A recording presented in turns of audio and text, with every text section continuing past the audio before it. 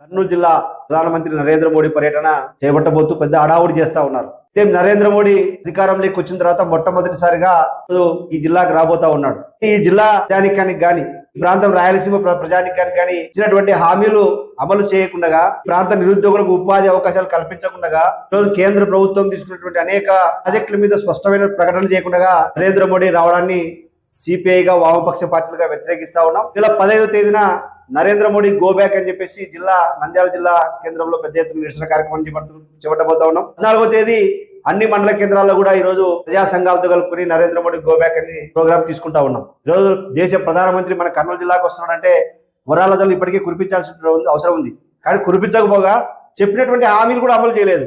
ఈరోజు రాష్ట్ర విభజన చేసేటప్పుడు రాష్ట్రానికి ప్రత్యేక హోదా ఇస్తామని చెప్పారు. 5 సంవత్సరాలు అన్నారు, 10 సంవత్సరాలు అన్నారు, కానీ ఊసే లేదు.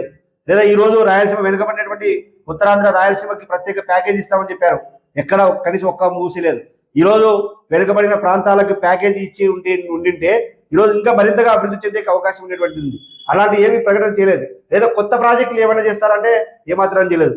రాయలసీమ ప్రాంతానికి సంబంధించి సస్యశ్యామలంగా ఉండాలంటే సిద్ధేశ్వరం అలుగు నిర్మాణం చేపట్టాలని చెప్పేసి ఈ రోజు నంద్యాల పార్లమెంటు సభ్యురాలు శబరి వాళ్ళ నాయన ఇద్దరు కూడా ట్రాక్టర్లు వేసుకుని గ్రామాన్ని తిరిగారు. ఈరోజు ఏమయ్యేది? వాళ్ళ అధికారంలోకి వచ్చారు, వాళ్ళే పార్లమెంట్లో సభ్యులుగా ఉన్నారు, వాళ్ళే పార్లమెంట్లో పార్టీ నాయకులుగా ఉన్నారు.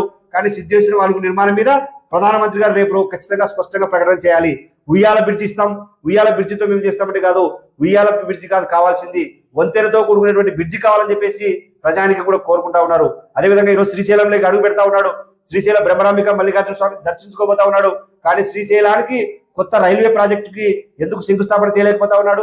లేదా ఈ ప్రాంతంలో నిరుద్యోగ అవకాశాలు కల్పించేటువంటి కడప స్టీల్ ప్లాంట్ కి నిధులు ఇవ్వడం లేదు. లేదా ఉన్నటువంటి విశాఖ ఉక్కు పరిశ్రమని ప్రైవేటీకరణ చేయడానికి సిద్ధపడతాం. హోదా కోసం ప్రత్యేక హోదా ఇవ్వడందుకు నిన్ను స్వాగతించాలా? లేదంటే ఈరోజు ఈ జిల్లాలో, ఉమ్మడి జిల్లాలో గ్రీన్ కో ప్రాజెక్టు ద్వారా వేల ఎకరాల భూమిని ఈరోజు నువ్వు తీసుకొని ఫెడరల్ ప్రాజెక్టులు పెడతా ఉన్నావు, లేదా కొత్త పరిశ్రమలు పెడతా ఉన్నావు. ఎంతమందికి ఉద్యోగ అవకాశాలు కల్పించబోతున్నావో స్పష్టంగా ప్రకటన చేయలేదు. ఈ ప్రాంతంలో ఉన్నటువంటి నిరుద్యోగ యువత ఉపాధి లేక వలసలు వెళ్తా ఉన్నారు. హైదరాబాదు, బెంగళూరు, లేదంటే చెన్నై అనేక సుదీర పట్టణ ప్రాంతాలకు పోయి వలసలు జీవించబోతున్నారు.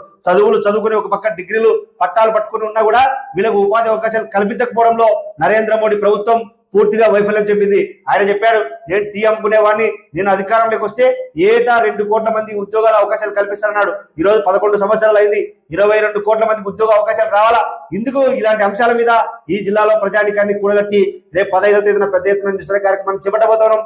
ఈ నిరసన కార్యక్రమంలో వేలాది మంది ప్రజలు, నంద్యాల జిల్లా ప్రజలు సహకరించాలని చెప్పేసి ప్రజానికానికి సిపిఐగా విజ్ఞప్తి చేస్తా ఉన్నాం.